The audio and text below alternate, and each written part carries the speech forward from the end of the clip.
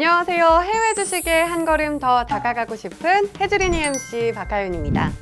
해주린이들이 단계별 투자 노하우를 한 걸음 한 걸음 배워나가 성공 매수, 성공 바이하자라는 의미로 기획된 미래에셋 증권 스마트머니 기획 콘텐츠 해외 주식 스텝 바이 스텝.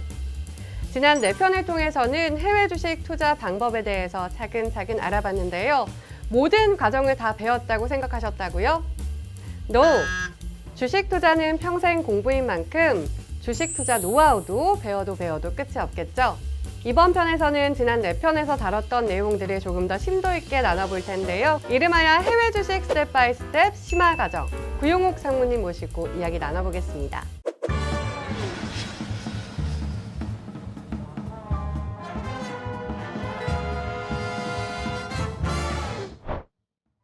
네, 상무님 안녕하세요. 네, 안녕하세요.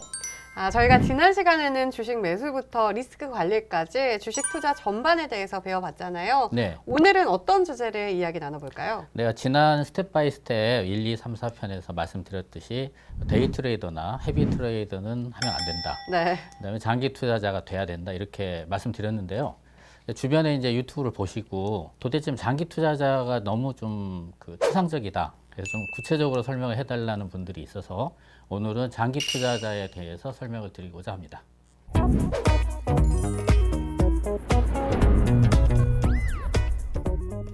먼저 복습하는 차원에서 다시 말씀드리면은 해외 주식 투자를 전업으로 하지 않고서 단기적인 투자에 성공하기는 상당히 쉽지 않습니다. 그렇게 하지 않으면은 이제 자기 본업을 훼손하는 경우가 생기게 되는 거고요. 그다음에 단기적인 투자로 성공을 하기 위해서는 상당한 시행착오를 겪어야 됩니다. 그러다 보니까 시간도 뺏기고 이제 돈도 뺏길 수 있는 그런 상황이 있을 수 있고요. 수익이 잠깐 발생한다고 하더라도 지속성은 약할 수밖에 없다고 생각되는데요. 보통 사람들은 자신의 본업이 있거나 자금력이 충분치 않은 경우가 많습니다. 그렇기 때문에 해외 주식 투자에 나설 경우에는 장기 투자의 관점에서 접근하는 것이 바람직하다고 할 수 있겠습니다. 네, 초보자들이 주식 투자를 시작할 때는 장기적인 투자자의 마인드가 중요하다. 계속해서 말씀을 하고 계시잖아요. 네네. 그래서 저도 단기적으로 투자를 하다가 이 버릇을 이제 장기적으로 고쳐보자 하면서 노력을 하고 있는 상황인데요. 네네. 이 장기 투자자가 되기 위해서는 좀 어떤 노하우가 필요한지, 그냥 한 주식을 사서 묵혀놓다가 팔면 장기 투자자가 되는 건지 궁금한데요. 네, 그건 아닌 것 같고요. 네. 장기 투자자는 물리적인 투자 기간 관점에서만 보는 것은 아니라고 할 수 있습니다. 우스갯소리로 단기로 들어가서 주식을 샀는데 주가가 갑자기 급락을 합니다. 그럴 때 팔지도 못하고 들고 갈 때 나는 이제 장기 투자자로 전향했다 이런 말들을 하는데요. 그런 관점의 장기 투자자는 아니라고 할 수 있겠습니다. 사실 저도 한 종목을 샀다가 강제 장기 투자자가 됐어요. 장기 투자자는 투자 판단을 할 때 장기적인 시각에서 투자를 하는 투자자를 말한다고 할 수 있고요. 장기적인 시각에서 투자를 하기 때문에 투자하기 전에 공부도 해야 되고 정보 수집도 해야 되는 그런 단계를 거쳐야 된다고 할 수 있겠습니다.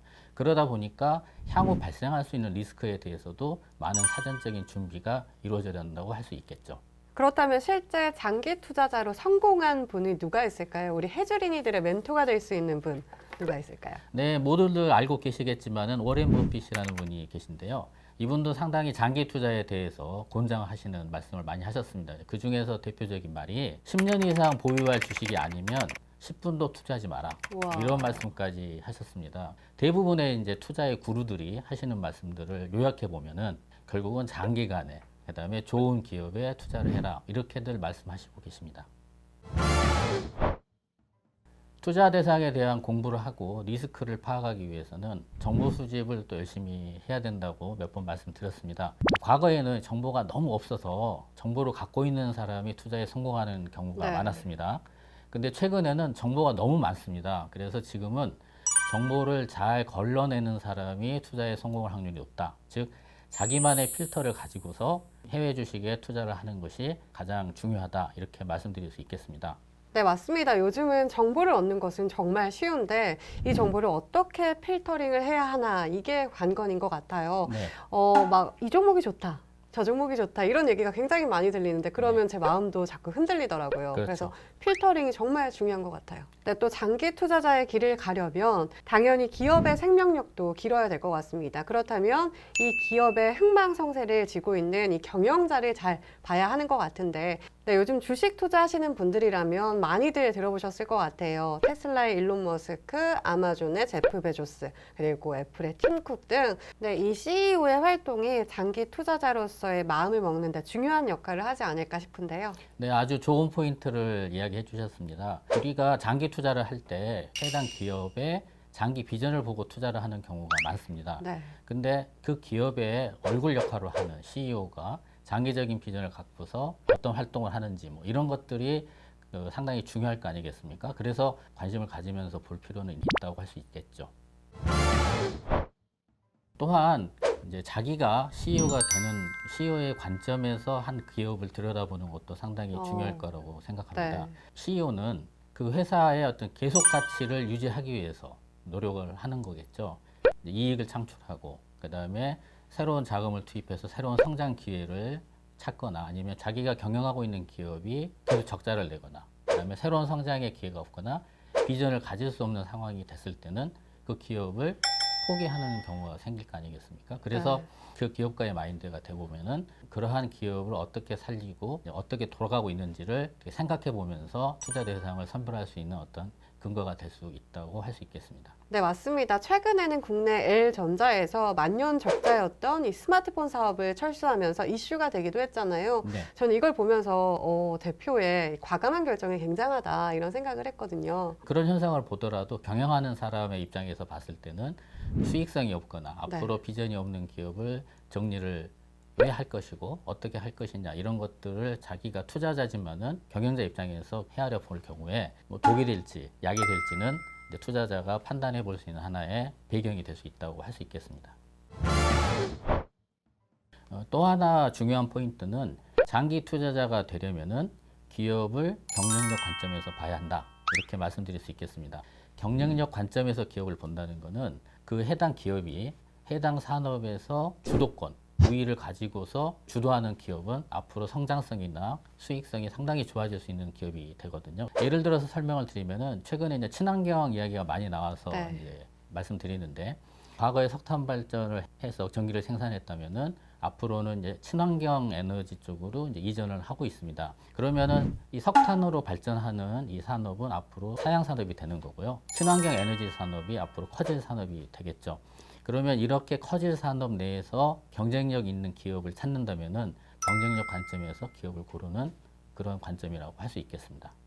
네, 지금까지 상무님의 말씀을 들어보면 장기 투자자의 길은 굉장히 계속해서 공부를 하고 또 확고한 주관을 가지고 있어야 신중하게 종목을 선택할 수 있다 이런 생각이 드는데요. 네네. 네, 처음에 단순히 한 종목만 묵혀두면 되는 줄 알았는데 그건 아닌 것 같아요. 계속 변화를 주고 상황을 점검하면서 나가는 게 장기적인 시각에서의 투자자라고 할 수 있겠죠.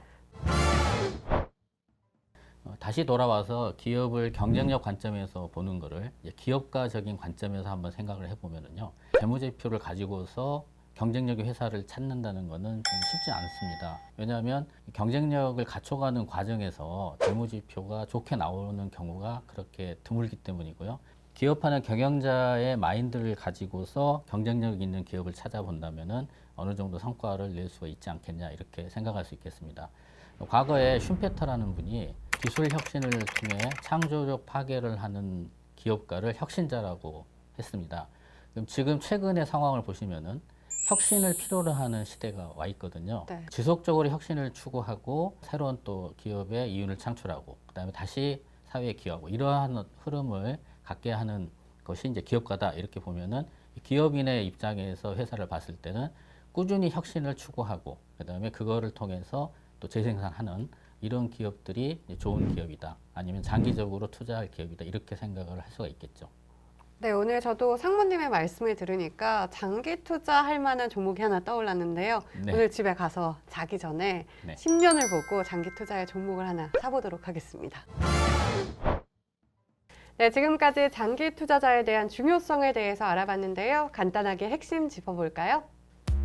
장기 투자자는 투자 판단을 할 때 장기적인 시각을 가지고 투자하는 것을 말한다. 10년 이상 보유할 주식이 아니면 10분도 투자하지 말라. 투자대가의 명언을 기억하자. 장기 투자는 해당 기업의 경영자 마인드로 기업을 평가해 기업의 혁신성과 경쟁력 관점에서 바라보며 해당 산업의 장기 성장성을 꾸준히 따져봐야 한다. 혁신하는 기업은 재무제표상의 숫자보다는 기업의 경영자의 관점에서 미래 가치를 평가하는 게 중요하다. 네, 상무님 이번 편에서는 장기 투자자에 대해서 알아봤는데요. 다음 스텝 혹시 없는 건 아니죠? 네, 다음 스텝 물론 준비되어 있습니다. 다음 스텝은 다들 이제 정보 수집을 하는데 애널리스트 분석 보고서 편이 조금 더 설명이 필요하다는 맞아요, 어려워요. 네, 그게. 반응들이 많아서 구체적으로 설명하는 시간을 만들어 보겠습니다. 네, 오늘도 좋은 말씀 감사드리면서 저희는 다음 스텝에서 다시 찾아뵙도록 하겠습니다. 네, 오늘 내용이 유익하셨다면 구독과 좋아요. 잊지 마시고요. 해외 주식 스텝 바이 스텝 다음 시간에 다시 만나요.